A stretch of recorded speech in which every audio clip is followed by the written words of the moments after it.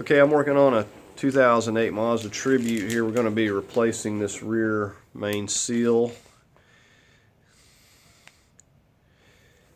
And if you are doing any work and taking any, the transmission or anything out, which I'll leave a link to the transmission removal, you'll definitely want to get in there and handle this if you have this out for whatever reason. So we're just going to go ahead and get started. Of course, you'll want to get it lifted safely and supported, and make sure that you got all the wheels chalked and everything, get to where you can actually work on it. Okay, and the reason I'm replacing this is because I do have the transmission out, replacing the transmission, and this has a lot of oil leaks, and this is just as a precaution. Don't really know for sure how this is leaking until I pull the flex plate off, which we're getting ready to pull off here now. But you can see that I've got it supported here. Just, you can support your engine ever how you need to. Just make sure that it's stable and that it's safe. We're going to have to get on the crank over there to hold it while we're breaking these loose. You can see I've got a mark there on the crank and the flex plate, that pink mark, just so there's no confusion putting it back on. So we're going to go ahead and get a ratchet over here and get started taking these loose. Okay, so if you're not using impact, you will need to hold the crank over there. Impact's going to be the easiest for taking them loose.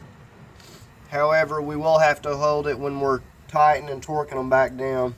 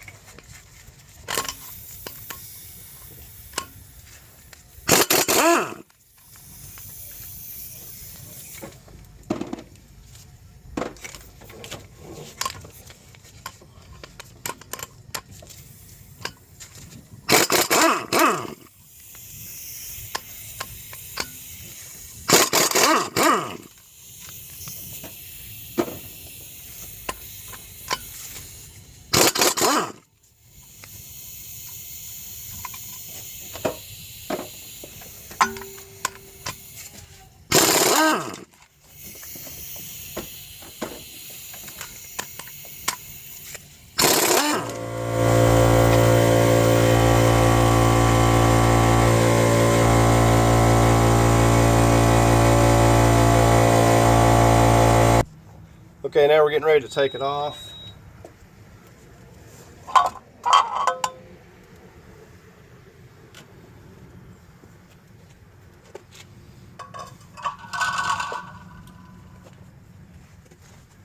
And by the looks of it, looks like there may be a small amount of leakage, but it's actually not real bad. But nevertheless, we're going to go ahead and get this removed. We're going to try to get a screw started in here. Basically, we'll drill a little hole and get a screw started, and that should allow us to pull it off there real easily. Okay, so if you can see that little hole up there in the top, I had to run a couple trial runs. You want to make sure you have a new bit, because the first one broke. The second one went through like nothing. You can see the little small hole that we got right up here. So that's all there is to that. I'm just using like a little 1/8 bit. Like I said, just make sure it's a good drill and that it's a new one. Now what we got is we got a little screw here, little Phillips screw. And so it's kind of important to go in the top. So if you do make a mistake and hit the side or something, it's less likely that you're going to have any sort of a leak if it's up in the top. So don't do it in the bottom. Make sure you're at the top there somewhere. Okay, so we're up in the top there, and if this doesn't work for whatever reason, then we'll just start another hole, and because sometimes they will strip out or whatever. But even if we can't hit anything, we can grab a hold of this screw and simply pull this out of here. And looks like we're kind of missing what we need to be hitting here, so we may just have to go ahead and pull it off. Okay, so I just got a hammer on here and basically pulling this off.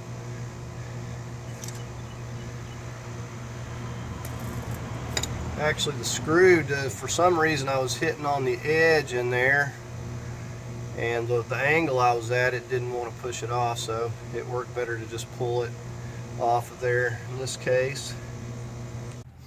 Okay, so this new one's actually better. As you can see, the old one has just pretty much got smooth sides on it, and the new one actually has these little ridges that help it seal off.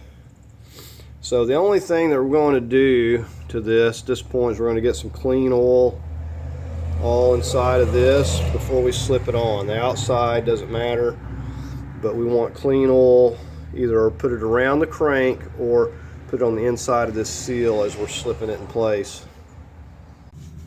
Okay, so we took the time to clean this surface up. We've oiled the inside of our seal, and now we're going to try to get this started on here.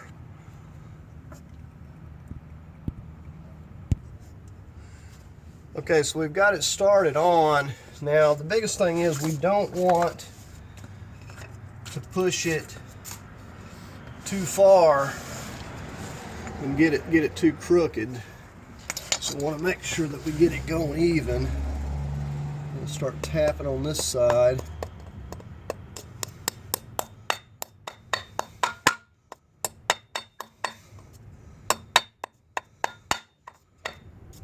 Just using a block of wood.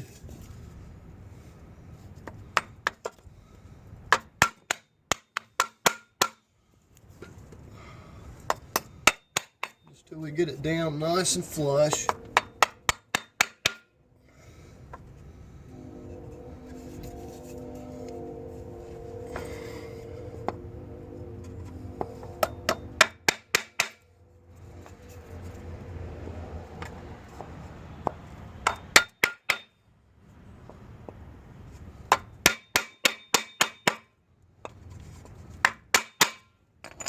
Alright, so that's pretty well flush. Might be a little smidgen bit high on this side. Hit this a little. Alright, so that's pretty good right there. All nice and flush. Okay, so we got our flex plate and our bolts and our medium thread locker. We're just going to go through here and start putting these in one at a time, and we'll line our mark, our pink mark, back up again. Okay, so here we go.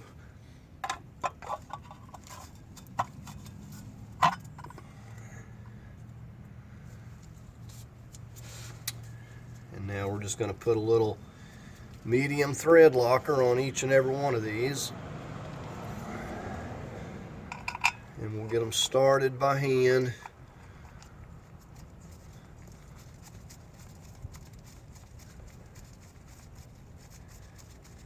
And then, like I said, we'll have to prop our breaker bar over there on the other side so we can hold this steel. Now, when you're tightening these, you know, basically you kind of go in a star pattern.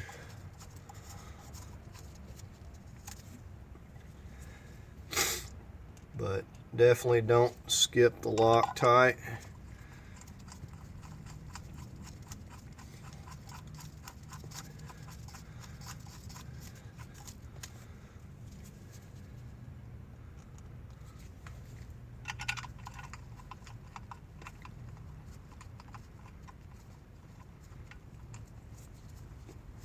Said if you're doing any work, this is definitely a seal you don't want to skip, even if it's not leaking. They're not more than like $10 or so for these seals, and it's well worth to go ahead and put you a new one, because it will start leaking eventually. Now this one was barely leaking, it looked like, but you know, he'll start out like that, and who knows, another 50,000 miles and then it's pouring out of there. So if you've got this part, you absolutely want to go ahead and replace that seal.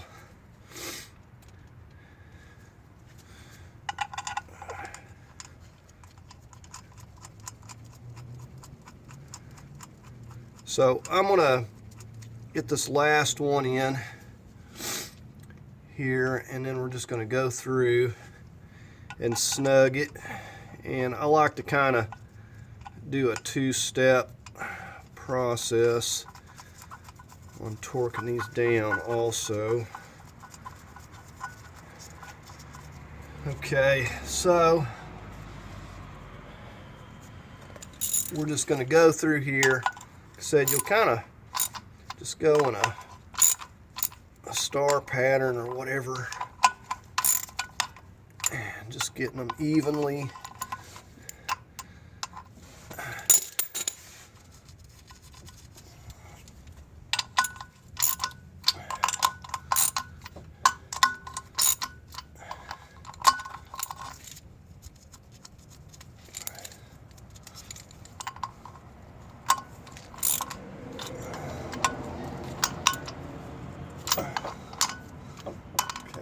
Go back. So that's the first step, and now we're going to go ahead and get our torque wrench, and we'll get our breaker bar set up for our first round of torque here. Okay, this is my setup over here. So if you're working by yourself, I just got this propped with the jack stand. Got our 18 on the crank. It's just kind of just propped and wedged there, so this thing will not turn when I go to torquing it over there. Okay, so we got our 17 millimeter. We're going to go ahead and start going through here, torquing these down. We'll just kind of go in a star pattern.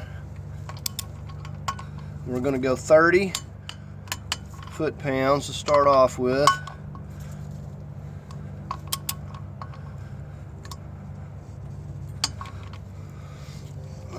So where I'm at, it's a little bit difficult for me to get leverage right now.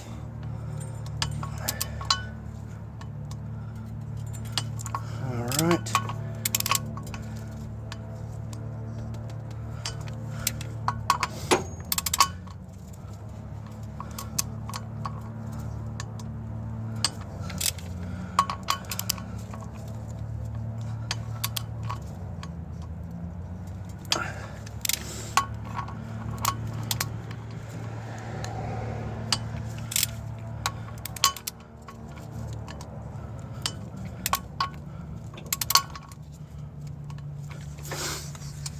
Okay, so now I'm going to go ahead and set it to 60 foot-pounds.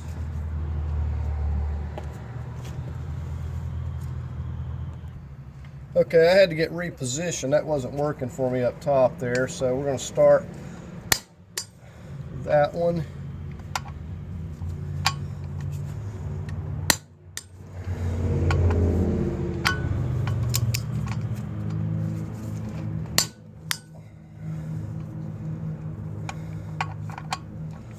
And then we'll go through, we'll do them once, and then we'll come back and we'll double check them all.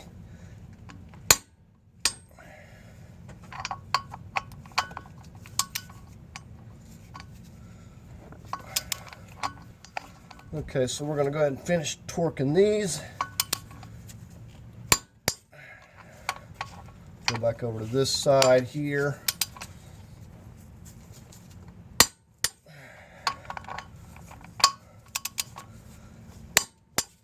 Alright, so now at this point I'm just going to go around and double check each one of them, and then we'll be done here.